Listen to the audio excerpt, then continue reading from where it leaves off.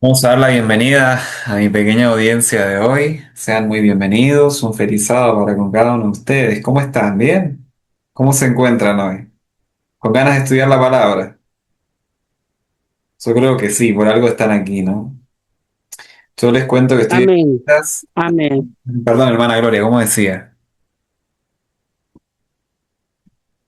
Bien, hermano, bendecida del Señor por darnos este espacio para escuchar a un siervo del Señor. Ah, Eso, hermano, que gracias. Dios bendiga sus labios y que salgan palabras para gloria y honra de Dios. Amén, hermana Gloria. Dios le bendiga y muchas gracias por sus buenos deseos, ¿no? Estoy de visita ahora en la iglesia del hermano Osvaldo Alarcón, el pastor Osvaldo Alarcón, y me han prestado acá para grabar, así que agradecido con Dios por eso. De pronto ahora me ven en un panorama un poco más hermético, ¿no? Así que bueno, tengo una silla aquí que está bastante cómoda, porque una silla giratoria. Uno de mis sueños es tener una silla de estas en mi oficina y ahí, bueno, compartir libremente, ¿no? Pero bueno, para comenzar con el estudio de hoy vamos a tener una palabra de oración, ¿les parece? Vamos a orar. Ahora sí tengo espacio para arrodillarme todo, así que qué bendición. Vamos a orar, hermanos. Bueno, hermanas. Padre eterno, tú que moras en los santos cielos, Señor, te damos las gracias porque tú nos das tu palabra, porque todavía estamos con el privilegio, Señor, de poder compartir libremente este maravilloso mensaje de los tres ángeles, Señor. Te damos las gracias por las profecías, Padre, porque evidentemente son tangibles, son tan reales, Señor. Y estamos viendo el cumplimiento de las últimas de ellas. Y tú nos dices en tu palabra en Primera de Corintios, en el capítulo 13, de que las profecías van a pasar, Señor. De que todo esto va a pasar y que vamos a entrar en una esfera de eternidad donde nos vamos a centrar en el amor de tu Hijo Jesucristo. Y quiero por favor, Señor, de que ese amor irradie en nuestro ser y que el tema de hoy se presente con ese espíritu, Señor. Quita de mí todo tipo de justicia propia, abominable, inherente de mí, un ser caído, Señor, y que pueda tu Santo Espíritu fluir para tu honra y tu gloria, y que pueda ser de bendición para esta pequeña audiencia que quiere escuchar la verdad presente. Te pido por favor, Padre bendito, a estas preciosas personas que has puesto para compartirle tu evangelio a mi persona, que puedan abrir sus mentes, que tu Santo Espíritu pueda abrir su comprensión para que puedan asimilar estas cosas, Señor, y puedan ser nutridos espiritualmente. Aleja al enemigo tentador de este lugar y te pido, Señor, por las personas que se van a conectar, que también puedan hacerlo lo más antes posible. Te lo pido humildemente, mi Dios, en el nombre de Jesús. Amén. Bueno, bienvenidos a los que se están uniendo. Vamos a compartir pantalla de nuestro estudio de esta tarde. Ustedes saben que lo hice un poquito más sencillo al formato de la diapositiva. Y vamos a hablar un poco de lo que es la cuarta bestia. Ahora tenemos un estudio un poco más sencillo de lo que es Daniel capítulo 7 y el versículo 7 en especial. Y vamos a ver si para el próximo sábado, con la ayuda del Señor, podemos hacer más un trasfondo histórico y penetrar más la historia para corroborar con la historia cuál es la cuarta bestia de Apocalipsis, el capítulo 7. Porque nosotros los adventistas del séptimo día somos historicistas y necesitamos profundizar en la historia para conocer realmente, para conocer realmente mm, si estas cosas son así, si en el desarrollo de la historia la profecía se ha cumplido como tal y poder tener una interpretación correcta de dichos versículos que son de carácter proféticos, ¿no? Nosotros en la introducción que hicimos de Daniel capítulo 7 estuvimos recalcando ciertos puntos. Primer punto para recalcar. Daniel capítulo 7 es una línea profética. Daniel capítulo 7 es una línea profética en donde está alineada con Daniel capítulo 2. Daniel capítulo 7 arroja más luz a Daniel capítulo 2. ¿Ok? Y nosotros tenemos que entender de que estas dos líneas son paralelas y que una se podría decir Va por una superficie. Estoy haciendo una ilustración, ¿no? Espero que entiendan el lenguaje en el que les estoy hablando. Una va por la superficie y la otra va explayándose más a profundidad de esa superficie, ¿no? Empieza a arrojar mucho más detallada la historia que va desarrollando la primera, ¿no? Entonces, bueno, teniendo eso en mente, vamos a leer en nuestras Biblias, vamos a avanzar a Daniel capítulo 7 y el versículo 7. Permítanme compartir la lectura y permítanme ver si mi computador está cargando porque toqué abajo un momentito. Y si mi computador no carga mientras lo uso, se me apaga porque tengo la batería un poco mal. Ahí está cargando. Perfecto. Voy a tratar de no tocar abajito para que no se me descoloque. Y bueno, vamos a comenzar. Daniel capítulo 7 versículo 7 dice, Después de esto miraba yo en las visiones de la noche, y he aquí la cuarta bestia, espantosa y terrible, y en gran manera fuerte, la cual tenía unos dientes grandes de hierro. Devoraba y desmenuzaba, y las obras sollaba con sus pies. Y era muy diferente de todas las bestias que vi antes de esa. Y tenía 10 cuernos. Ahora, hermanos, yo quiero que nosotros nos pongamos en el lugar del profeta. Imagínense ustedes estar en el éxtasis de lo que es una visión y ver todas estas bestias que surgen del mar. Estábamos viendo un león con dos alas, el cual es Babilonia. Luego vemos que surge un oso con tres costizas en sus bocas, que vimos que representaban a ciertos reinos. Si no mal estoy, era Libia, Babilonia y Egipto, ¿no? No estoy seguro, ¿no? Ya no me recuerdo bien la clase anterior, bueno, la charla anterior como tal. Luego vimos este leopardo con cuatro cabezas y con cuatro alas que estábamos comparando con Daniel capítulo 8, el cual representa al imperio de Grecia. Y ahora nos estamos adentrando a esta bestia en donde el profeta nos dice de que era muy diferente a todas las otras bestias, ¿ok? Y tiene unas características muy interesantes. Dice que era en gran manera fuerte, era espantosa, tenía dientes grandes de hierro. Ustedes cuando ven un perro y le muestran los dientes, ¿qué sensación les causa, no? Y más si es un perro grande, da como miedo, ¿cierto? Y ahora vamos a analizar un poco más detenidamente este simbolismo acerca de esta bestia y de qué naturaleza era esta bestia, ¿ok? Vamos a leer de Stephen Haskell, de Historia de Daniel el Profeta, la página 92 y la página 93. Nos dice lo siguiente. Los tres poderes precedentes fueron simbolizados por tres de las más poderosas bestias de la tierra.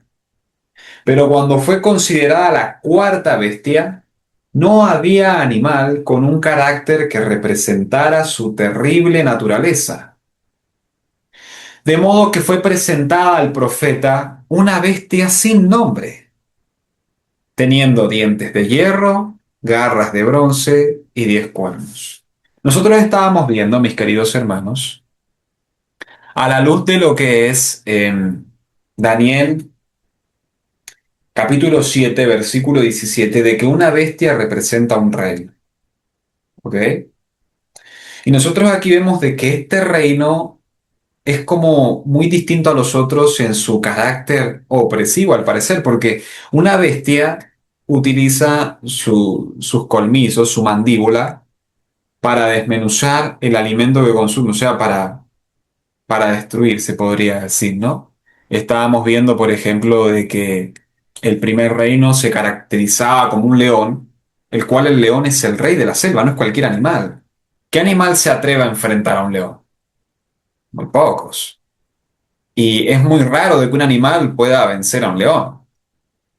Luego vemos al oso, que era más lento, pero también es bastante avispado, como se utiliza el lenguaje por allí por Colombia, no sé si por Perú se hablar así, que era más lento, pero que era bastante eficaz también en su ataque, como lo fue Medo-Persia, ¿no?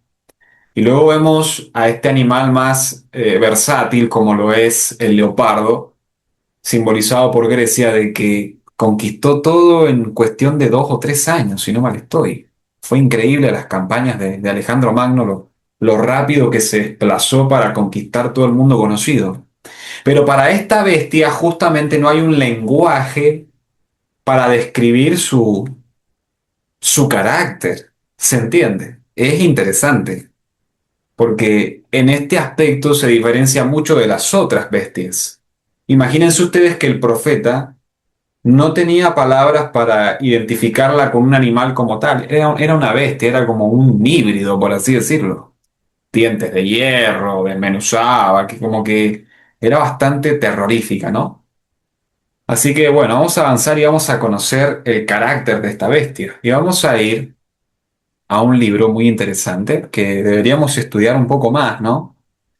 El libro del hermano Urias Smith en Daniel y Apocalipsis en la página 110. Noten lo que nos dice nuestro hermano Urias Smith. Dice, la inspiración no encuentra bestia en la naturaleza que simbolice el poder aquí ilustrado. Noten que el hermano Haskell también identifica a esta bestia con un poder. Aquí también se nos dice lo mismo. Ninguna adición de patas, cabezas, cuernos, alas, escamas, dientes o garras o cualquier bestia que había en la naturaleza se acomoda. Este poder es diferente a todos los demás y el símbolo es completamente diferente de cualquier cosa encontrada en el reino animal. ¿Recuerdan, hermanos, en unas charlas anteriores que estábamos hablando de la degradación de los minerales de la estatua de Nabucodonosor? Donde el espíritu de profecía nos dice de que esta degradación de minerales no solo representaba la caída de los imperios en lo que era, se podría decir como tecnología, como la pompa de los imperios terrenales, ¿no? Sino que también representaba una degradación moral de la sociedad que componía ese imperio. ¿Se está entendiendo? Y nosotros aquí vemos que esto se alinea con las descripciones de las bestias. ¿Ok? Esta bestia, la cuarta bestia de Daniel capítulo 7, es mucho más horrenda en su aspecto que las otras bestias. Porque no es lindo ver un leopardo con cuatro cabezas, o ver un león con alas, o ver un oso con costizas en su boca. Si alguien se ha relacionado alguna vez con la mitología griega, los bichos que presenta allí en esos escritos satánicos no son muy agradables, ¿no? Estamos haciendo una ilustración, obvio. Y nosotros aquí vemos que esta cuarta bestia, moralmente hablando, está mucho más degradada que las otras bestias. Tengamos eso en mente. También se refiere a eso en el simbolismo de su aspecto exterior, ¿no? Y aquí nos sigue diciendo, en el versículo 7 es puesto el fundamento para todo un libro, pero por falta de espacio somos obligados a tratarlos aquí brevemente. Esta bestia corresponde a la cuarta división de la gran imagen de las piernas de hierro. ¿Qué otro material componía las piernas de hierro? Bueno, más abajo los pies eran de barro y de hierro, las piernas eran de hierro. O sea, de que hay como una fase en esta bestia, porque noten que es de hierro, pero luego más abajo es de barro y de hierro. Y eso también lo vamos a ver más adelante. Interesante. A considerar. Y aquí nos dice, en el comentario sobre Daniel 2:40 son dadas algunas razones para creer que este poder es Roma. Las mismas razones son aplicables a la presente profecía. ¿Cuán precisamente contesta Roma a la porción de hierro en la imagen? ¿Cuán preciso contesta a la bestia ante nosotros? Tocante al espanto y terror que inspiraba y en gran poder contestaba admirablemente a la descripción profética. El mundo nunca había visto algo semejante. Devoraba como con dientes de hierro y rompía en pedazos todo lo que se le oponía. Molía a las naciones en el polvo bajo sus arrasantes pies. Hermanos, qué interesante. Vamos a ir a nuestras Biblias a Daniel 2:40, a ver qué nos dice el hermano Urias. Estamos aquí cerquita. Daniel 2:40 nos dice la palabra de Dios. Y el cuarto reino será fuerte como hierro, y como el hierro desmenuza y rompe todas las cosas, desmenuzará y quebrantará todo. Noten que aquí está utilizando nuevamente el hierro, ¿no? Para describir las piernas de hierro. Y vemos que los dientes de esta bestia eran de hierro. Nosotros aquí encontramos características similares que nos describen el mismo imperio bajo distintos símbolos, ¿no? Por eso sostenemos de que Daniel capítulo 2, la primera línea profética que nos presenta el libro de Daniel, está paralelamente alineada con Daniel capítulo 7. Pero nosotros estuvimos viendo el sábado pasado, perdón, que Daniel capítulo 8 se conecta también con Daniel capítulo 7, dando las características del leopardo de cuatro cabezas, el cual es Grecia, conectado con el oso y sus tres costizas en su boca, el cual es Medo-Persia, hablando del macho cabrío y el carnero. ¿Ok? Es como que el Señor presenta esos patrones, ¿no?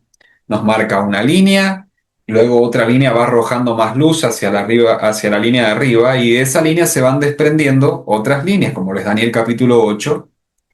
Y estábamos viendo también lo que es Daniel capítulo 9, en base al tiempo de gracia que se le concede al pueblo judío, porque las 70 semanas se cumplieron con el apedreamiento de Esteban, y lo vamos a ver más adelante.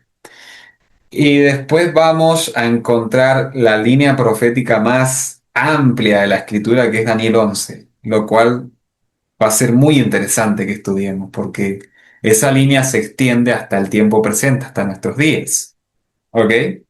Y estábamos leyendo en Daniel capítulo 2 y el versículo 40 similitudes con Daniel capítulo 7, versículo 7. ¿Ok? Voy a leer nuevamente, dice, el cuarto reino será fuerte como hierro, y como el hierro desmenuza y rompe todas las cosas, desmenuzará y quebrantará todo. Interesante, porque aquí nos dice que este reino quebrantará todo. Cuando es todo, es todo. Pero vamos a seguir avanzando. Interesante, ¿no? Hermanos, si hay alguna pregunta, si hay alguna acotación, ustedes pueden levantar la mano, yo les doy la palabra y pueden compartir, ¿no? Estamos haciendo un estudio, y aquí lo que a este servidor le interesa es de que ustedes puedan aprender y en que entre todos podamos aprender, porque yo también tengo mucho que aprender, ¿ok? Así que si alguien quiere comentar, hacer alguna acotación, tener alguna pregunta, bien puede hacer. Se los digo para que lo tengan en cuenta, ¿no? Y se sientan libres de poder expresarse. Aquí, Hermano, sí, hermana, diga. solamente una acotación, la importancia de la acción y la agresividad y lo que causó Alejandro Magno. Mm, Eso es tan importante en la profecía que debiera un momento hacer usted un estudio exhaustivo con respecto a la acción de Alejandro Magno y lo que significó para lo que está ocurriendo hoy, mm, porque se repite la historia. Eso, sí, hermano. sí. Muchas gracias, hermana.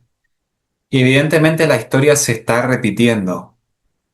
Hermanos, antes de continuar con nuestro estudio, me gustaría hacerles un comentario para que ustedes investiguen de un tal profesor JX, algo así, le llaman, es JX, que ha hecho tres predicciones acerca de, bueno, de que Donald Trump iba a obtener nuevamente la presidencia en 2024, de la guerra con Irán, y otra predicción de que los Estados Unidos va a perder con Irán y de que esta guerra tiene una trascendencia profética.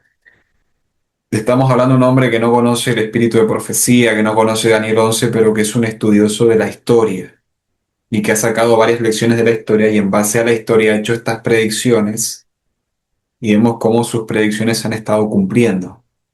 Por eso es tan importante, hermanos, estudiar la historia, porque la historia se repite y se está repitiendo. No solo en el mundo, hablando de las dos bestias de Apocalipsis 13, sino también dentro del pueblo de Dios. Es muy importante que estudiemos la historia por esos puntos, ¿no? Nosotros aquí vemos... Como es tan importante, disculpe hermano, como es tan importante lo que está ocurriendo hoy en el Medio Oriente, Mm, que el AM, como veíamos el sábado pasado, el AM es también Persia y hoy día es Irán. ujú, sí. Entonces, cuán importante y lo que significó cuando era el AM, después lo que ocurrió cuando era Persia y que de ahí venía de Grecia Alejandro Magno, por eso que es importante la acción de Alejandro Magno. Mm, Y ahora es Irán. Y lo que va a ocurrir, la profecía, lo que dice con respecto a lo que va a hacer con Irán. Eso, hermano. así es. Gracias. Bueno, pues vamos a hablar un poquito de eso, ¿no? De lo que es el Islam en la profecía y esas cosas. Es un tema interesante. Nosotros aquí en el mapa tenemos el Imperio Romano. Noten que aquí está todo el sector de lo que es Egipto. En Daniel 11 presenta un hecho histórico en donde cuando Roma tomó Jerusalén, la tierra gloriosa. Eso sucedió en tiempos antiguos y está sucediendo en el tiempo presente, ¿no? Todo este sector es lo que sería Israel, Palestina, Egipto. eh, bueno, esta zona no la reconozco bien. Esto es España, Portugal, Francia, Alemania, Italia. Todo esto era Roma, hermanos. Miren qué grande. O sea, es muy distinto a lo que fue Babilonia. Vieron que estuvimos viendo el imperio de Persia en la charla anterior. Y era bastante grande Persia, pero miren lo que es Roma. Es muy distinta, ¿cierto? A Grecia, a Persia, y miren todo lo que abarca. Todo el mundo conocido, básicamente. Aquí nosotros vemos Babilonia, la cual se convirtió en capital de Media, si no mal estoy, lo estuvimos viendo en la charla anterior. Y miren todo lo que abarcó el Imperio Romano en el viejo mundo. Bueno, vamos a avanzar. Bueno. Vieron que en Daniel capítulo 7 vamos a ir nuevamente en nuestras Biblias, a Daniel capítulo 7 y el versículo 7 y vamos a ver algunas características, y vamos a ir tocando esas características de la cuarta bestia, ¿ok? Daniel capítulo 7 versículo 7 voy a volver a leer, dice, después de esto miraba yo en las visiones de la noche, y he aquí la cuarta bestia, espantosa y terrible, y en gran manera fuerte. ¿A qué se refiere de que era en gran manera fuerte? Aquí vamos a leer un comentario. Si no mal estoy, esto es de nuestro hermano Urias Smith. Ok, déjenme corroborar. No, esto es del hermano Patrick Jones. Este libro está muy bueno. Yo saco toda la información de este libro, hermanos. Es un gran libro y yo se lo recomiendo a todos los adventistas que lo lean porque es un gran libro que tiene recompilación de mucho adventismo histórico, no solo de los pioneros, sino de los hermanos fieles que se han mantenido en la posición historicista a través de la historia de nuestra iglesia, ¿no? Así que les recomiendo este libro, es muy bueno. Esto está en la página 170 de Joyas de Daniel de Patrick Jones. Y miren a lo que se refiere como muy fuerte, dice. Para el 200 antes de Cristo, cuando Cartago dejó de ser rival, aunque no fue destruida hasta más de medio siglo después, Roma fue la señora del Mediterráneo occidental y había empezado a entrar en contactos con el Oriente, donde también habría de ser dominante. 200 años antes de Cristo, ojo. En 197 antes de Cristo, Roma derrotó a Macedonia y estableció estados griegos bajo su propia protección. En 190 antes de Cristo, Roma derrotó a Antíoco III y tomó el territorio Seleucida. Si no mal estoy, el territorio Seleucida, no, porque el rey del norte era, eh, eran los Seleucos, sí, el rey del norte eran los Seleucos. Entonces, este sería el territorio Seleucida, si no mal estoy. Este sería el territorio Seleucida, me pueden corregir. Porque Egipto eran los Ptolomeos. El rey del sur era de Ptolomeo. Sí, los Seleucidas eran el rey del norte. Este sería el sector de los Seleucidas, ¿ok? Y aquí nos dice, ¿no? De que en 190 Roma derrotó a Antíoco III y tomó el territorio Seleucida, tan al oriente como las montañas Taurus. En 168, en la batalla de Pydna, Roma terminó la monarquía macedónica, dividiéndola en cuatro confederaciones. y probablemente en el mismo año advirtió a Antíoco IV que no atacara a Egipto. Y en 146 Roma anexó a Macedonia como una provincia y puso la mayoría de ciudades griegas bajo el gobernador de Macedonia. Interesante, si no mal estoy, Macedonia, eh, bueno, mejor no les voy a decir algo que no estoy muy seguro. Pero nosotros aquí vemos en un proceso de unos 40 años aproximadamente, 50 años, un poquito más, de cómo Roma abarcó todo el mundo conocido y fue avanzando en gran manera, ¿no? Y aquí nos sigue diciendo, si el dominio romano del Oriente es contado desde la eliminación de las monarquías de los tres reinos helenísticos mediante el poder romano, la fecha del 168 a.C., puede considerarse como el primer paso en el proceso. Sin embargo, los reyes seleucidas y ptolomeos permanecieron en sus tronos hasta el año 63 a.C. en Siria y el año 30 en Egipto. Si son escogidas las fechas del anexamiento de estos tres reinos como provincias romanas, las fechas serían 146, 64 y 30 a.C., respectivamente. Algunos historiadores enfatizan 168 a.C., porque para ese tiempo Roma había conquistado Macedonia y había salvado a Egipto de caer bajo el reino seleucida, al meramente prohibir la invasión de Antíoco IV. Esto demostró que Roma virtualmente controlaba todos los reinos, aunque hasta entonces solo había conquistado uno de ellos. Aquí nosotros vemos una fecha más exacta de cuando Roma empezó oficialmente a ser el imperio más fuerte del mundo conocido, el 168 a.C. Aquí nosotros vemos tres conquistas claves, por así decirlo.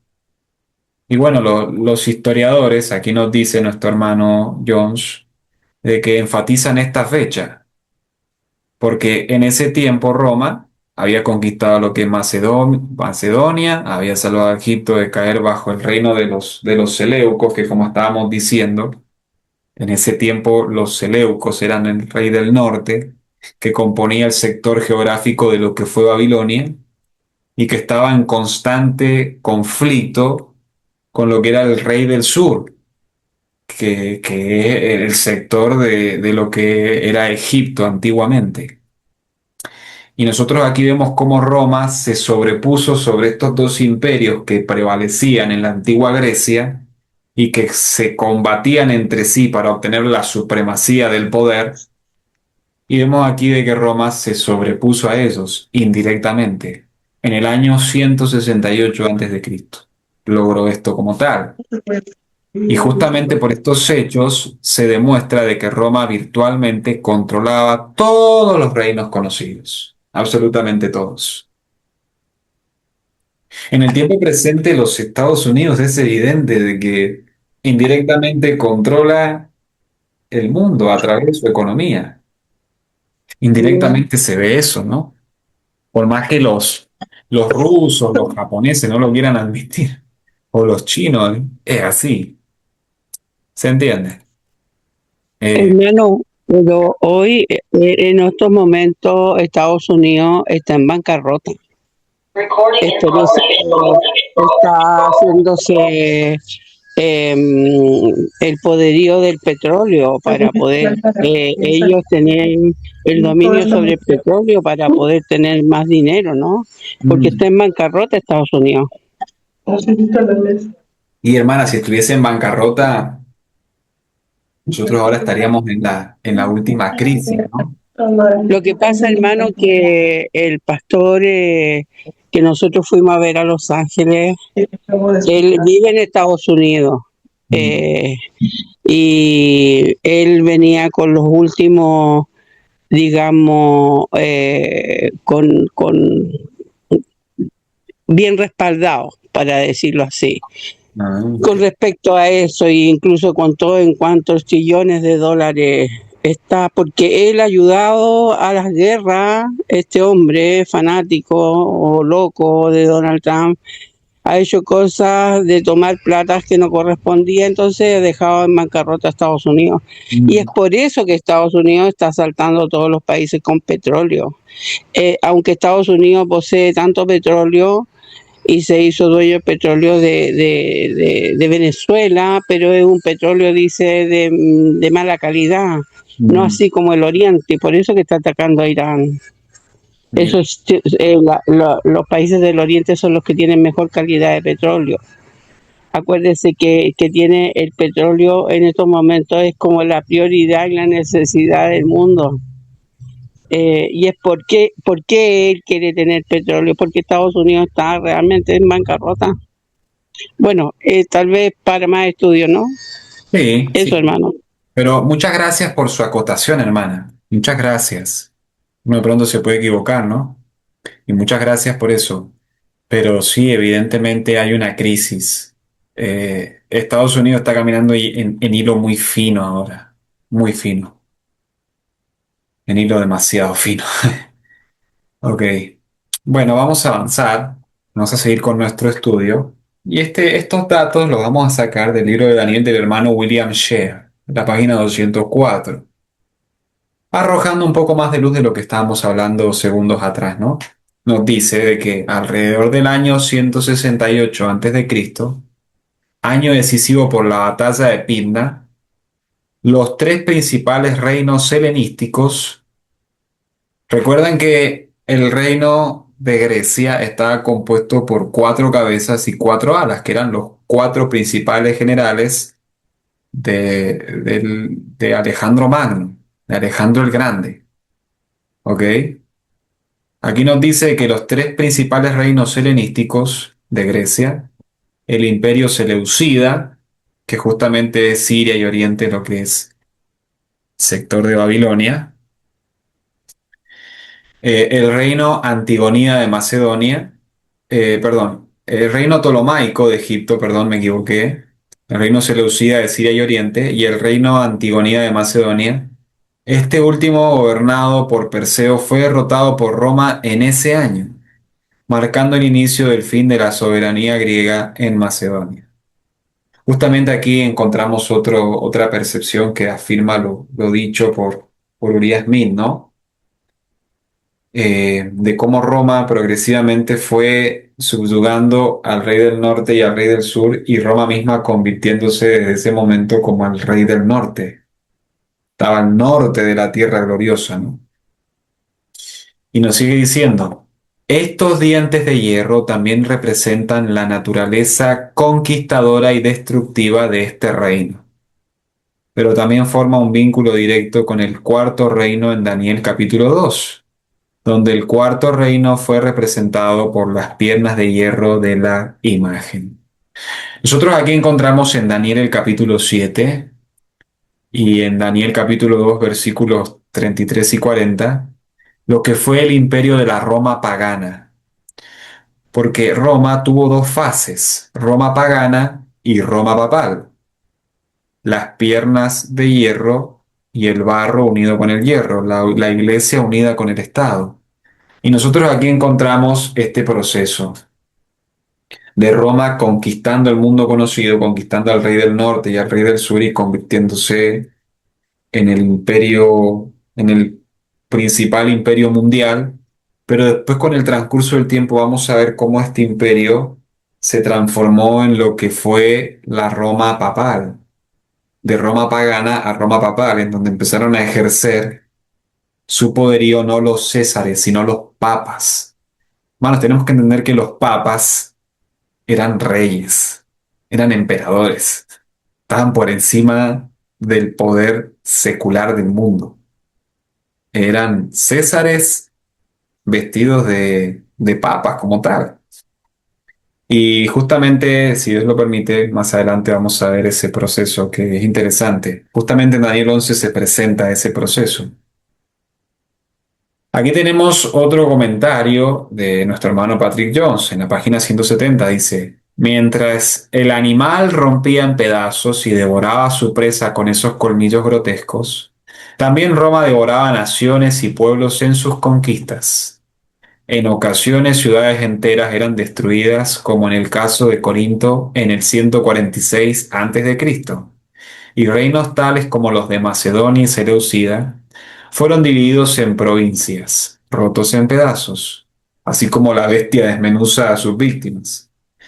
El reino de Asia desapareció después de que el emperador Trajano terminó con él. Aquí hay mucha historia, hermanos. Y en eso yo estoy muy corto, tengo que estudiar más. Yo soy muy superficial de lo que es la historia, ¿no? Pero para presentar estos temas más a profundidad es necesario estudiar mucha historia, para conocer a detalle las transacciones que la escritura presenta en base al poder y al destronamiento de ciertos imperios y de sus caídas como tal, ¿no? Allí nosotros podemos ver más a detalle la providencia de Dios y cómo funciona el ministerio de los ángeles de Dios en este mundo. Porque todo lo que Dios, el Espíritu Santo, lleva a cabo en este mundo es a través de sus ángeles, los ángeles del Espíritu Santo. Y es interesante aquí de que nos está hablando del carácter de la bestia en base a lo que eran sus conquistas. Ustedes se han leído el primer capítulo del conflicto de los siglos, hermanos. Esos hombres eran bien sádicos, los romanos, ¿no? Aunque bueno, la hermana White presenta de que fueron poseídos por demonios, básicamente.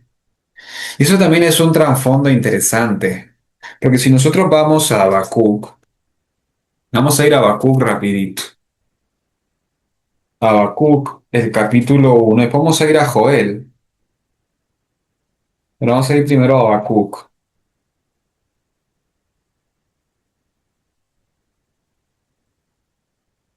El versículo 6 nos dice, porque aquí yo levanto a los caldeos, nación cruel y presurosa, que camina por la anchura de la tierra para poseer las moradas ajenas.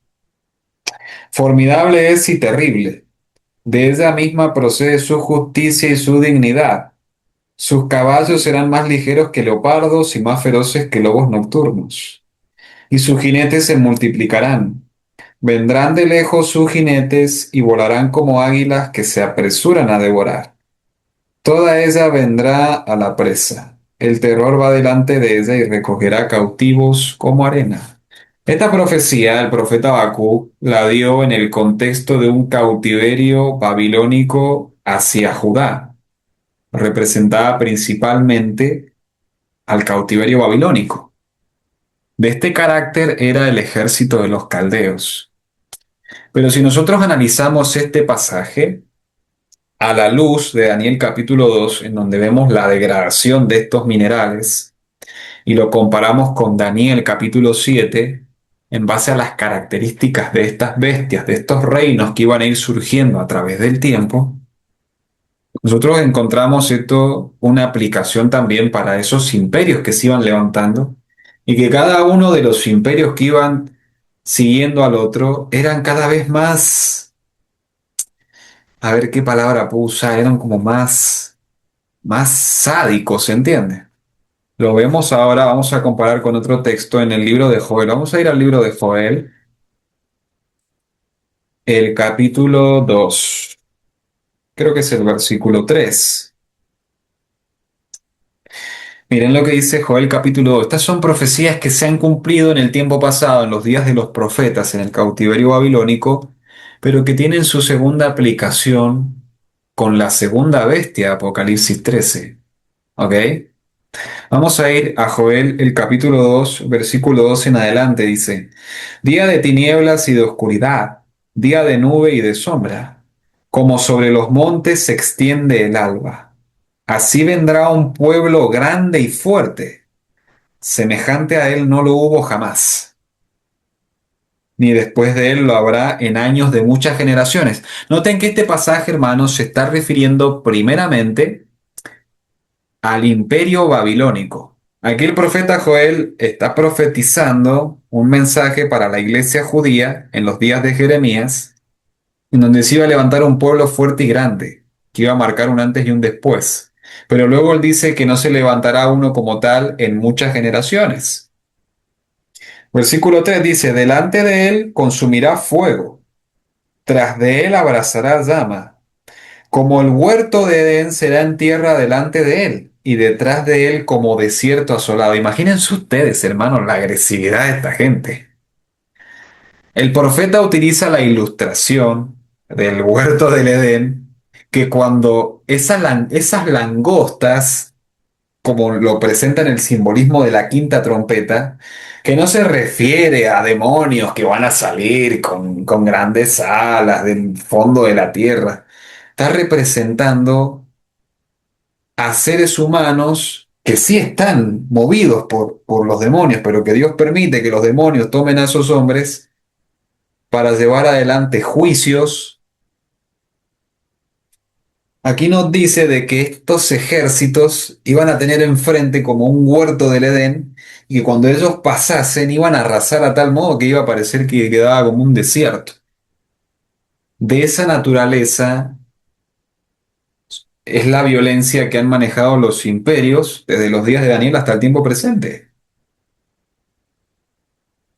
¿Se entiende?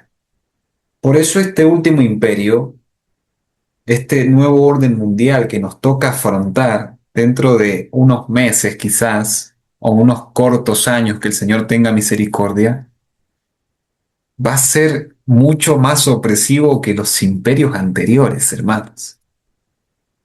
Y no le digo esto para infundirle miedo, pero esto es lo que dice la palabra de Dios. Esos americanos con esas ametralladoras que tienen. Cuando el Señor permita de que las pasiones que mueven a sus hombres no tengan control, agárrate, hermano. Y aquí nos dice de que no quedará nada, quedará como un desierto asolado.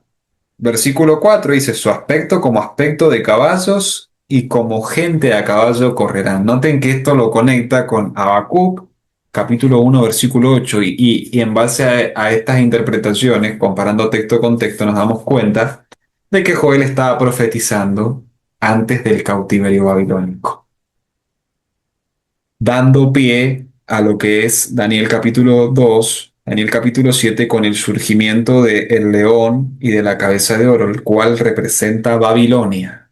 Y vemos allí a todos estos imperios que iban a ir en una decadencia espiritual, en una decadencia moral, hasta la segunda venida de Cristo. ¿Se entiende? Eh,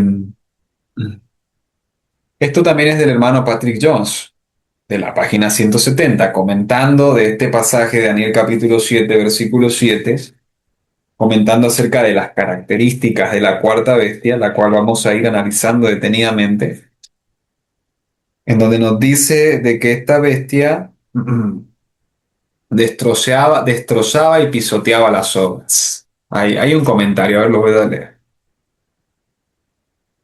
Aquí la hermana nos está hablando de lo que es la apostasía omega. Así es. Bueno, sí, la apostasía omega ya va más a lo que es nuestro pueblo, hermana Gloria. Pero sí es de carácter alarmante, sí, tiene razón en eso. Bueno, se va entendiendo, hermanos. Si hay alguna pregunta, alguna acotación, pueden sentirse libres, comentar, no hay ningún problema, si no vamos a avanzar. Bueno, destrozaba y pisoteaba las obras. Aquí nos dice, mientras el animal rompía en pedazos y devoraba a su presa con esos colmillos grotescos, también Roma devoraba naciones y pueblos en sus conquistas. Notan, hermanos, que cuando la bestia destroza a su víctima, aquí la escritura lo simboliza a cómo Roma trataba con sus oponentes. Hermanos, los romanos eran peores que los babilónicos, eran peores que los grecos, eran peores que los persas y los medos. Eran peores que los tres juntos, hermano, eran re sádicos. Nosotros vemos nada más y nada menos de cómo trataron con el hombre más santo que ha existido, con Jesús. Nosotros así tenemos el registro de cómo esa gente le daba igual la vida de un ser totalmente inocente. porque ellos mataron a Cristo, hermanos. Obviamente los judíos fueron, pero los romanos también. Porque un romano en sus cabales hubiera dicho, no, pero si él es inocente. La Biblia nos dice de que en la segunda venida de Cristo va a haber un grupo de romanos apóstatas e impíos que van a ver al Señor en su segunda venida, en su gloria. Y aquí nos dice, mientras el animal rompía en pedazos y devoraba a su presa con esos colmillos grotescos, también Roma devoraba naciones y pueblos en sus conquistas. En ocasiones ciudades enteras eran destruidas, como en el caso de Corinto en el 146 a.C., y reinos tales como los de Macedonia y Seleucida fueron divididos en provincias, rotos en pedazos. El reino de Dacia desapareció después de que el emperador Trajano terminó con él. Creo que volví a leer la cita, perdón, me equivoqué. Pero bueno, estuvimos sacando algunas lecciones más quizás que no había retocado. Ahora, aquí nos habla de 10 cuernos. Si nosotros vamos al final del versículo 7 del capítulo 7 de Daniel, vamos a encontrar de que esta bestia era muy diferente a las otras bestias, a todas las bestias, y que tenía 10 cuernos. ¿A qué representan esos 10 cuernos? Vamos a ir poco a poco avanzando y estudiando, ¿no? Pero si nosotros avanzamos un poco más adelante, en el versículo 24 del capítulo 7 de Daniel, la Biblia nos describe qué eran estos 10 cuernos. Versículo 24 dice, bueno, voy a leer desde el 23, dice, la cuarta bestia será un cuarto reino en la tierra, el cual será diferente de todos los otros reinos, y a toda la tierra devorará, trillará y despedazará. Y los 10 cuernos significan que, que de aquel reino se levantarán 10 reyes, y tras ellos se levantará otro, el cual será diferente de los primeros, y a 3 reyes derribará. Dentro del Imperio Romano se iban a levantar 10 reinos más. Parecer eso es lo que la Biblia nos está diciendo, pero vamos a ver un poquito más de lo que nos dice nuestro hermano Urias Smith en Revelaciones de Daniel y Apocalipsis, la página 110 dice, hablando de Roma, dice, tenía 10 cuernos que son explicados en el versículo 24 como siendo 10 reyes o reinos que se levantarían de este imperio. Como ya se notó en comentarios sobre Daniel 2, Roma fue dividida en 10 reinos. Estas divisiones siempre se han mencionado como los 10 reinos del Imperio Romano. Ahora, ¿cuáles son esos 10 reinos? A ver si lo tengo más adelante. Aquí está. Tengo un poquito chiquita esta letra. Me van a disculpar que no se ve bien. De pronto lo pudiera haber hecho en otra diapositiva. Pero aquí vemos, ¿no?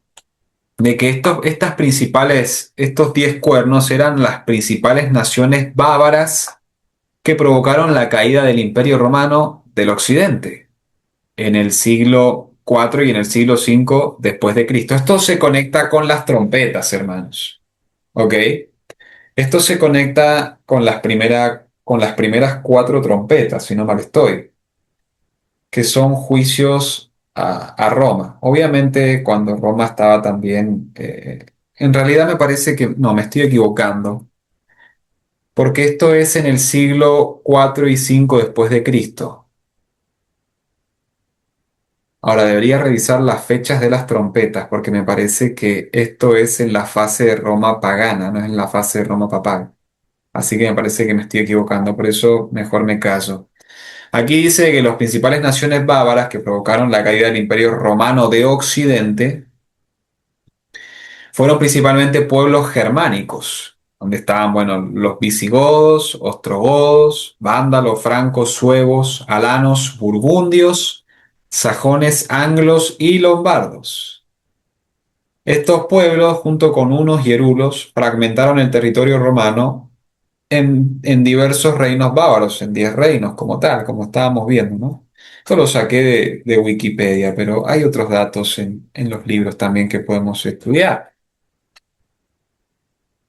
Y aquí nos dice, ¿no? un comentario del Instituto Bíblico en la página 35 de que su división en 10 partes fue lograda entre los años 356 y 483 después de Cristo. Y noten, hermanos, que esto es en la fase de Roma pagana, porque si no mal estoy, la fase de Roma papal comenzó en el año 538 después de Cristo, concretando los 1260 días profetizados, ¿no? También en Daniel capítulo 7, en Daniel capítulo 7 más adelante, ¿no? Y aquí nos dice el hermano Stephen Haskell, en Daniel el profeta, en la página 93, nos dice, cada uno de estos reinos precedentes había caído en manos de algún general fuerte que asumió el mando, pero con Roma.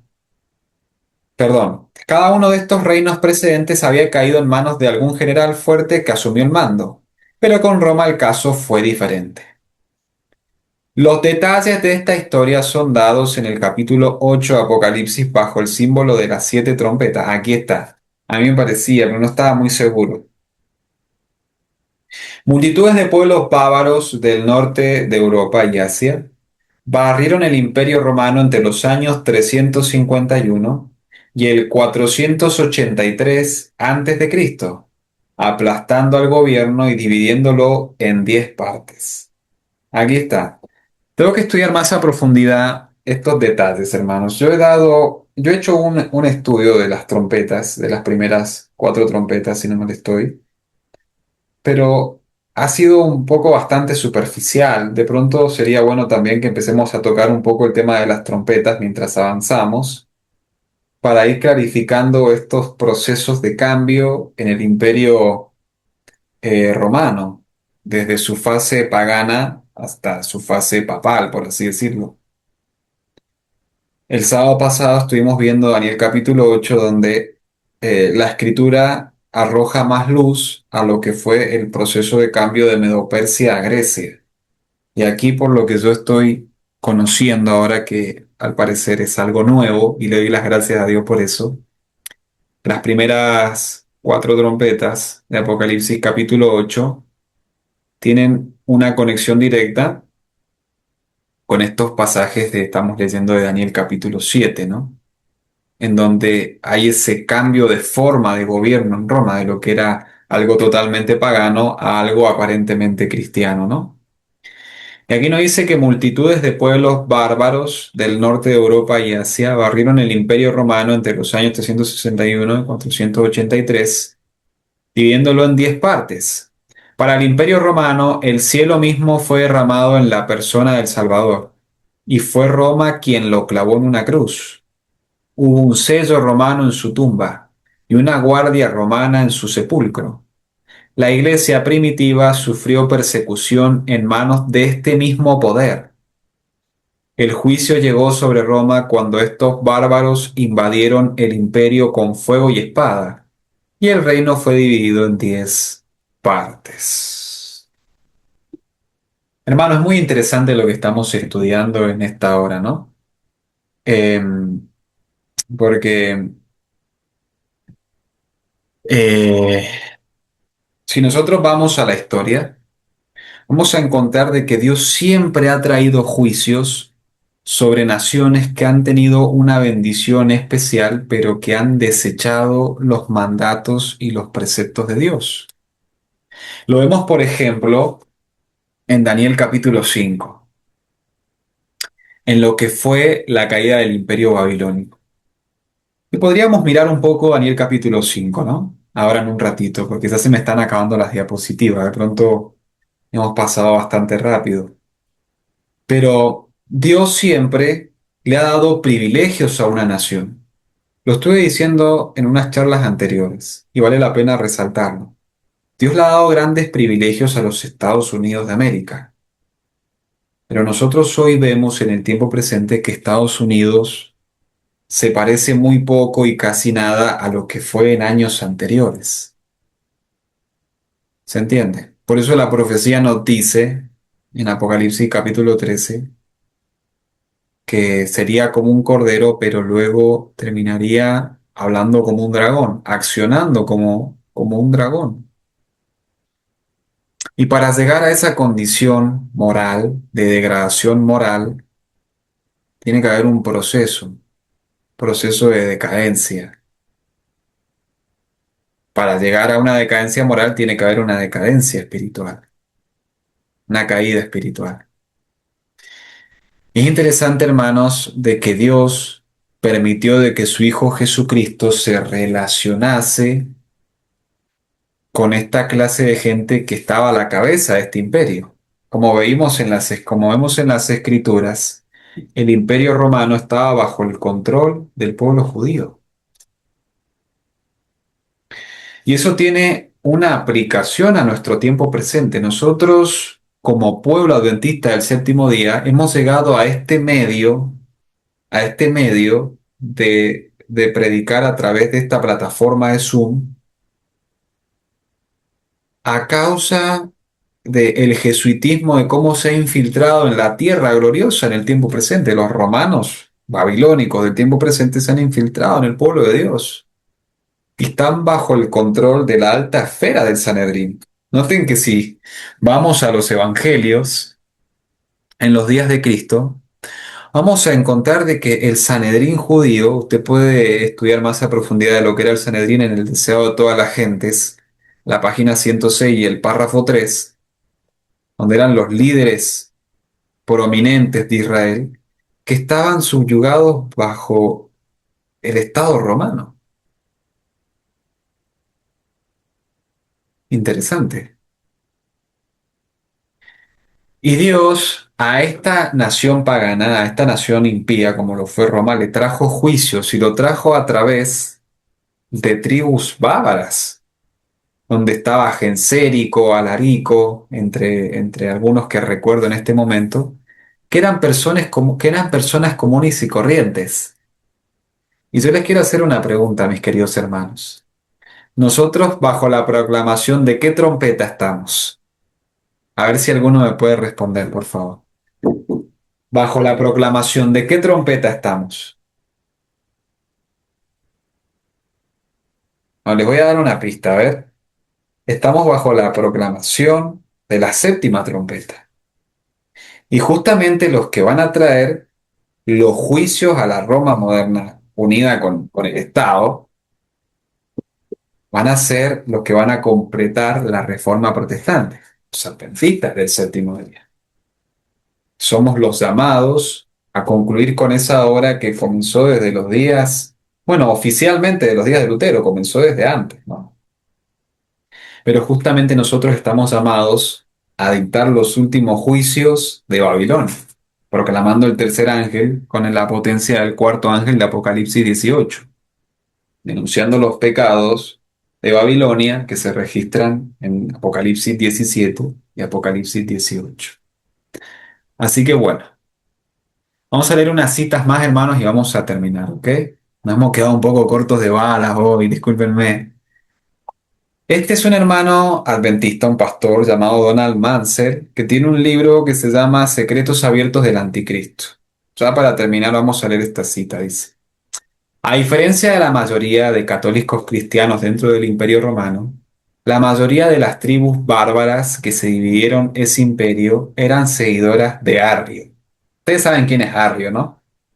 El presbítero de Alejandría en el 336 después de Cristo, quien negó que el hombre Cristo Jesús era de la misma idéntica esencia del Padre. Cita primera Timoteo capítulo 2 versículo 5. Lo vamos a buscar, porque no me relaciono bien con ese pasaje. Primera de Timoteo, el capítulo 2 y el versículo 5. Yo creo que ustedes saben quién es Arrio, ¿no?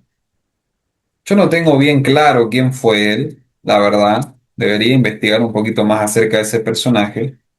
Pero sé que de él vino esta doctrina de que Jesús es un ser engendrado, ¿no? Ujú. Eso es lo que sé. De pronto, si alguno tiene más información, puede comentar, ¿no? Pablito, ¿tenés alguna información de él? No. ¿No? Habría que Más que estudiar. esa, Sí. sí. A ver, aquí nos dice, hablando del carácter de Cristo. Voy a leer desde el versículo, bueno, el versículo 5 está bien, dice, porque hay un solo Dios y un solo mediador entre Dios y los hombres, Jesucristo hombre. Interesante pasaje, ¿no? Para compararlos con otros, tener una comprensión más amplia, ¿no? Comento Eh, de este Arrio. a ver, aquí Pablo nos va a comentar un poco de este tal Arrio, a ver qué nos dice.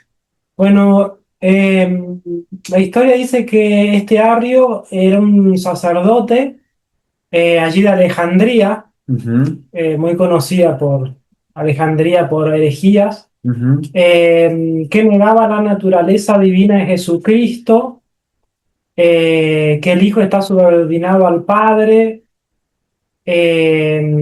y bueno, los emperadores lucharon contra, contra él para tratar de unificar las posiciones teológicas que había, y bueno, se le llama arriano al que tiene esa doctrina, o que no cree en el Espíritu Santo como la tercera persona de la deidad, o en Jesucristo como un ser divino, tanto como Dios Padre. ujú. Así que bueno, ese fue un gran conflicto teológico que sucedió en esa fecha, cerca del 336. Así es. Interesante, ¿no? Habría que investigar más esas cosas, hermanos, porque como sostenemos aquí, los adventistas historicistas, notamos de que la historia siempre tiene una tendencia a repetirse que realmente es admirable, es increíble.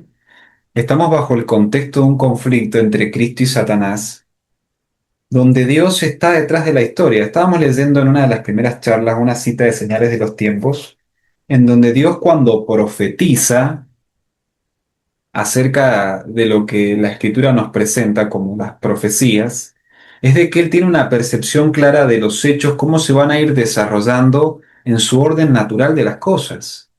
Obviamente él está en la providencia a través de sus ángeles, pero Dios conoce el fin desde el principio.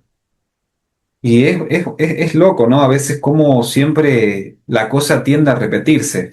Estábamos viendo la conexión de estos juicios a la Roma pagana con con las primeras cuatro trompetas, y nosotros aquí vemos que estas primeras cuatro trompetas tienen un carácter similar al juicio que Dios trajo sobre el gobierno de Belsasar, registrado en Daniel capítulo 5. Cuando una nación que Dios levanta y le da privilegios, le da una bendición especial en su infraestructura, hablando en economía, en recursos, pero que se le presenta la verdad y rechaza la verdad, hay una decadencia moral, obviamente, pero también una decadencia espiritual, porque es muy distinto pecar a prevaricar. ¿Se entiende? En este caso hay una diferencia de la apostasía de los Estados Unidos con los países comunistas. En este caso, los países comunistas no han tenido los mismos privilegios que los Estados Unidos. Pero bueno, el enemigo muchas veces quiere esconder la historia a los americanos, le quiere esconder la historia de cómo ellos surgieron. Debe estar trabajando así el diablo en un sistema educativo, evidentemente, para traer esta gran apostasía, porque si uno se pone a analizar cómo piensan ahora los americanos, y ellos al traer estas calamidades innecesarias sobre Irán, ellos creen que están haciendo la voluntad de Dios, imagínense, hermanos, cómo ellos distorsionan la voluntad de Dios, aboliendo su mandamiento de tan sencillo de que no matarás. O sea, si matas estás pecando, porque la Biblia dice claramente de que el pecado es la infracción de la ley. Pero para ellos en sus mentes, matar está bien porque esa gente es terrorista, es satánica, cuando en realidad no es tan así. O sea, sí hay algunos que sí son bastante satánicos, pero no todos en sí. Allí una obra maestra que Roma hace, a través de su orden jesuita, para ponerle un cartel de lo que no es realmente. Lo mismo van a hacer con los adventistas. Nosotros los adventistas Por ejemplo, ahora estoy con Pablo, aquí estamos en su ministerio.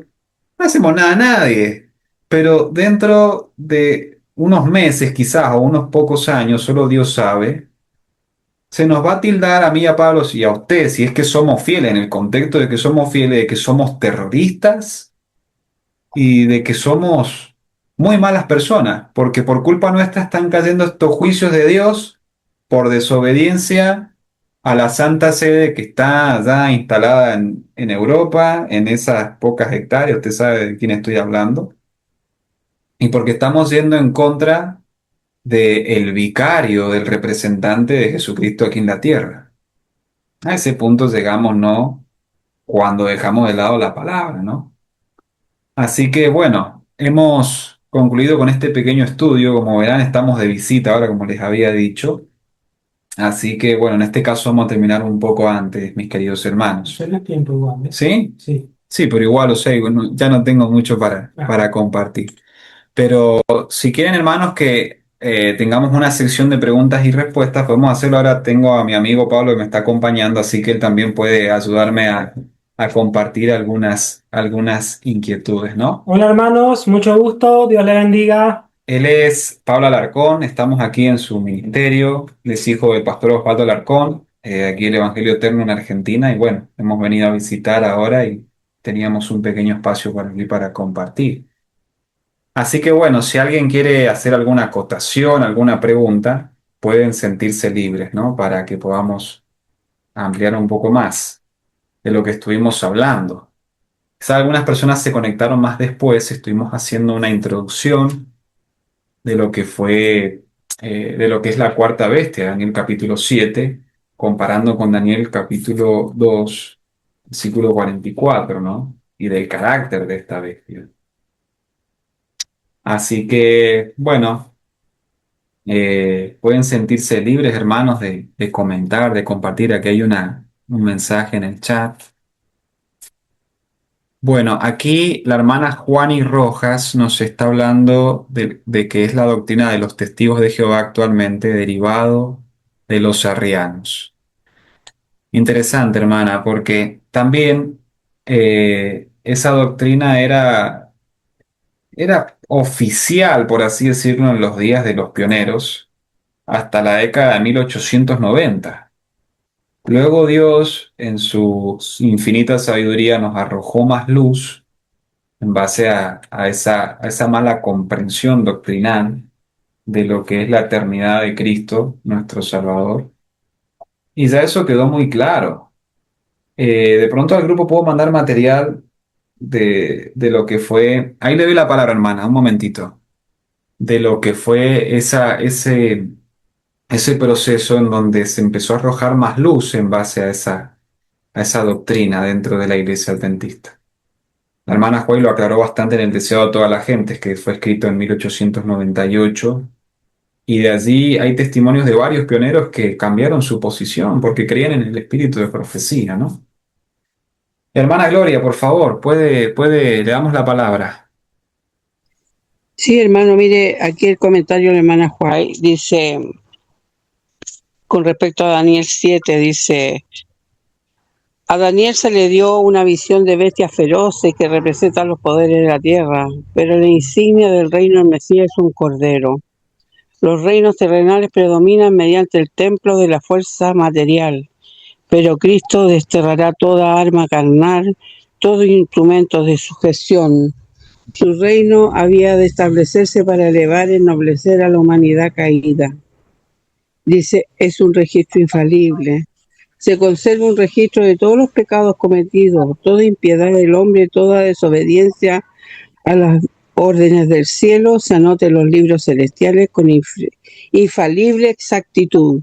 Las cifras de culpabilidad se acumulan rápidamente y sin embargo los juicios de Dios son mezclados con misericordia hasta que las cifras hayan llegado a su límite fijado. Dios es muy paciente con las transgresiones de los seres humanos y mediante sus agentes señalados continúa presentando el mensaje del Evangelio hasta que se haya llegado al tiempo fijado. Dios tolera con paciencia divina la perversidad de los impíos, pero declara que visitará sus transgresiones con una vara. A fin permitirá que los instrumentos destructores de Satanás predominen para destruir. Mensaje selecto 17. En los libros del cielo se registran exactamente las mofas y las observaciones triviales de los pecadores, que no prestan atención a las invitaciones de la misericordia cuando Cristo es presentado ante ellos por un siervo de Dios, así como el artista sobre un vidrio pulido registra fielmente un rostro humano, así también Dios diariamente coloca sobre los libros del cielo una representación exacta del carácter de cada individuo. Mensaje selecto, página 105. Eso, mi hermano. ¿Qué tomo, hermana? Disculpe. ¿Qué tomo estaba leyendo? Disculpe, de la página 105 de mensajes selectos, porque estaba muy interesante esa cita, ¿no? Bueno, hermanos, ahí lo tienen. Creo que fue muy claro y al punto lo que la hermana Gloria compartió y le agradecemos por esa cita. Lo vuelvo a repetir, ¿no? Cuando nosotros comparamos el carácter de los reinos que el libro de Daniel presenta, bajo la representación simbólica de la degradación de los minerales, que estábamos viendo que es una degradación no solo en su poderío económico, sino también en su degradación moral como sociedad. Nosotros encontramos en el tiempo presente que nos estamos acercando a un tiempo donde se va a levantar un imperio donde va a ser el más impío de todos, hermanos, más impío. Y estamos hablando de la bestia de Apocalipsis 13, que la cabeza de la bestia es como tal el poder papal, el papado, que va a recuperar su supremacía que obtuvo en tiempos pasados y que va a obtener su poder, o sea, él va a adquirir el poder bélico de la nación más poderosa de este mundo, que son los Estados Unidos, de gente que ha sido educada en una nación donde ha tenido ciertos privilegios en base al conocimiento de Dios y donde lógicamente deberían ser las personas más piadosas en cierta manera, ¿no? Porque hay más luz de Dios. Lo lógico es de que la gente más mala de este mundo sea de lugares donde no hay conocimiento casi de Dios. ¿Me entiendes? Pero estamos hablando de una nación que tiene iglesias en casi todas las cuadras de las ciudades, hermanos, pero que han desechado la verdad de Dios y que por desechar la verdad de Dios con conocimiento de ley, allí Dios empieza a apartarse cada vez más y ahí el que empieza a ganar terreno es el enemigo de Dios. Por eso comenzó siendo como un corderito, pero terminó hablando como dragón. Y si nosotros, hermanos, conocemos este mensaje, pero no somos santificados por este mensaje, vamos, de pronto fuimos a la tumba líquida como corderitos, pero vamos a terminar siendo como dragones, tristemente. ¿Se entiende?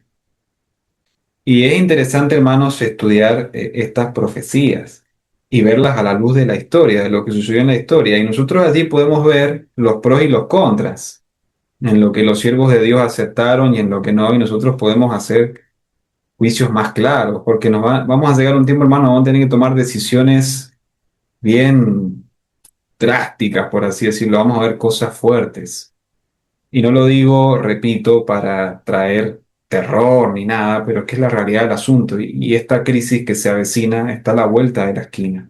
Y tenemos que prepararnos, tenemos que estudiar. Las profecías son muy importantes, por eso las presentamos aquí, pero no nos olvidemos de que el juicio que va a venir sobre Roma y sobre todo el protestantismo apóstata como tal, van a ser nada más y nada menos que las plagas, hermanos. O sea, y la Biblia nos dice de que esa es la consumación de la ira de Dios. Miren que cuando Dios se enoja, agárrate Catalina, como dice el dicho. Dios es amor, pero no molestes a Dios, ni eches por tierra su ley, porque ahí lo vas a conocer enojado.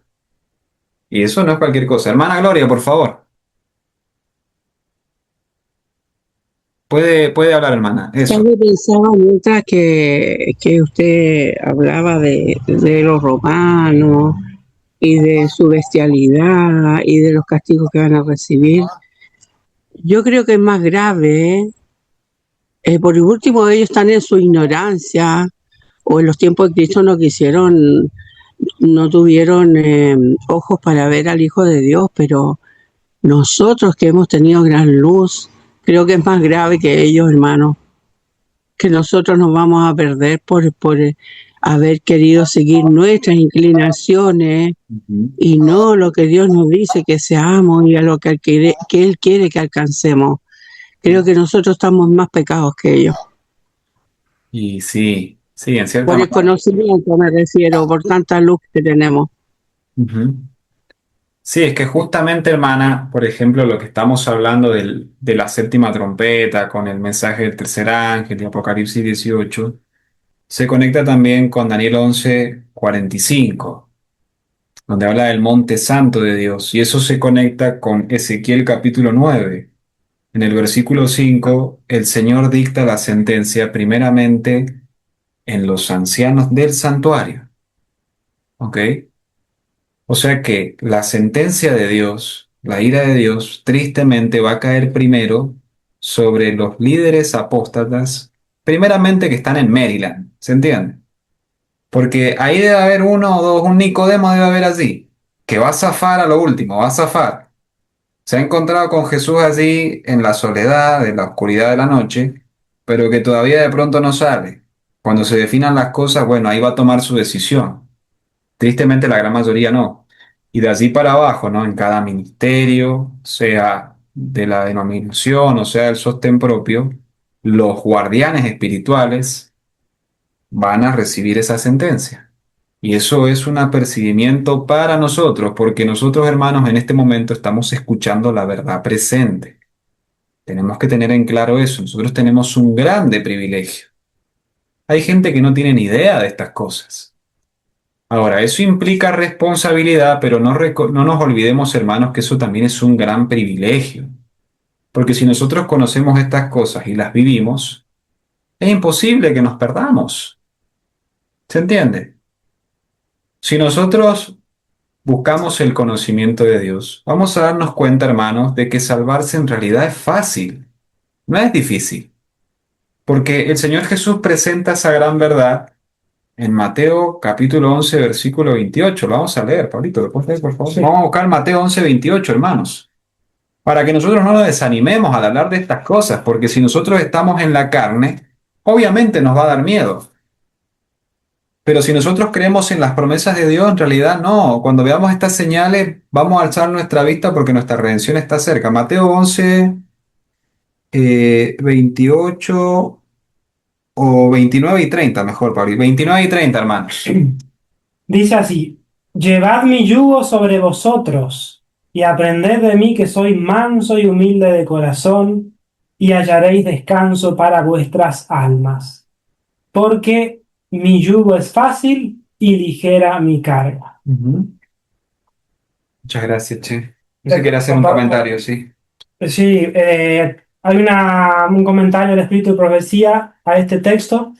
Dice, a Jesús nunca le halagaban los aplausos, ni le deprimían las censuras o el chasco. Pero muchos de los que profesan seguirle tienen un corazón ansioso y angustiado. No se entregan completamente a él porque rehúyen las consecuencias que una entrega tal puede significar. El amor a sí mismo es lo que trae inquietud.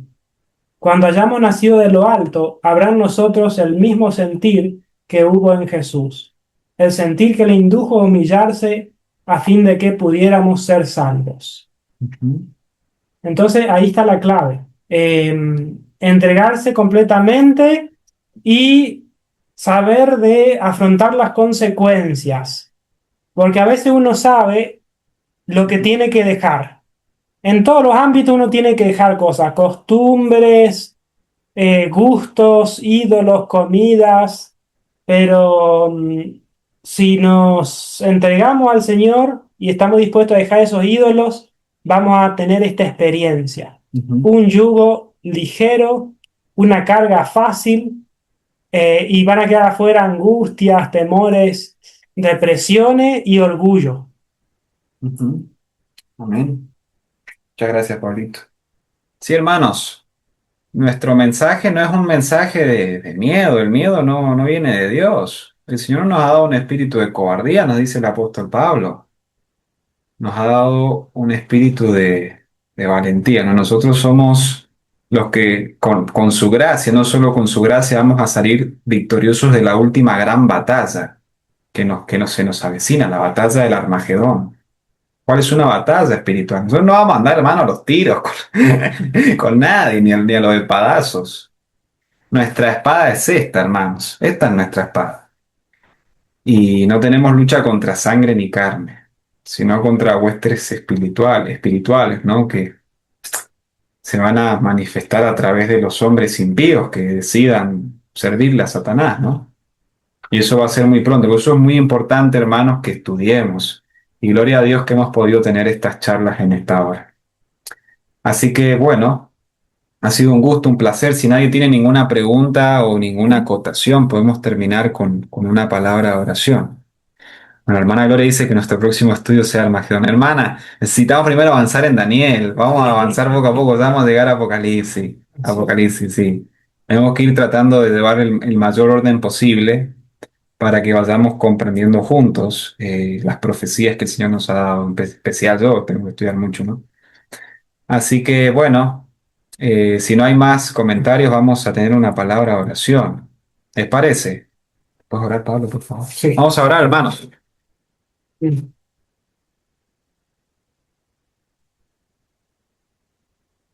Querido Padre que estás en los cielos, te damos gracias, Señor, por todas tus bendiciones. Agradecemos este estudio de tu palabra. Te agradecemos, Señor, porque tú nos has dejado revelado el pasado, el presente, el futuro. Y también nos llamas la atención, Señor, sobre la preparación que hoy necesitamos y nos das estas evidencias bíblicas de cosas que sucedieron para poder tener más fe, para poder basar nuestra experiencia en cosas seguras, en tu palabra, que sabemos, Señor, que es la segura palabra profética y que podemos creerle. Amén. Pedimos, Señor, sabiduría para poder seguir comprendiendo estas profecías de tu palabra.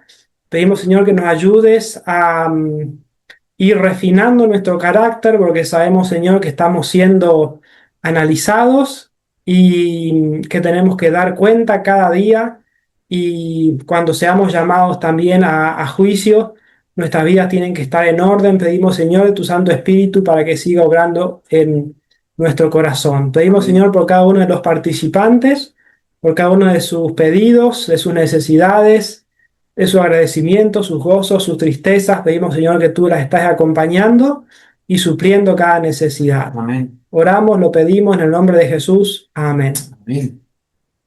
Sí. Ay. Bueno, hermanos, que Dios les bendiga.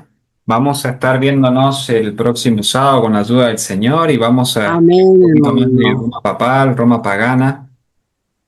Y bueno, ahora Oiga, que Dios los cuide, los bendiga. Yo me alegra el corazón, veo a mis nietos, así que estén trabajando dos jóvenes por la causa del Señor. A mí me alegra el corazón, porque mientras la juventud de hoy día se pierde en el mundo, hay dos jóvenes ahí trabajando para Cristo. Que Dios los cuide y los proteja. Bendiciones. Dios les bendiga, hermana. Muchas bendiciones. Muchas gracias a los presentes. Y bueno, les espero el próximo sábado con la ayuda del Señor. Y si tienen amigos para compartir, pueden compartir para que entren y escuchen estos temas, ¿no? Oren por mi persona para que el Señor me dirija, pueda preparar un buen estudio. Y bueno, nos veremos con la ayuda del Señor. Muchas bendiciones, hermanos. Amén, un gusto, bendiciones. Aquí les saluda Pablito. Bueno, un gusto, Dios le bendiga. Adiós, adiós. Bueno, vamos a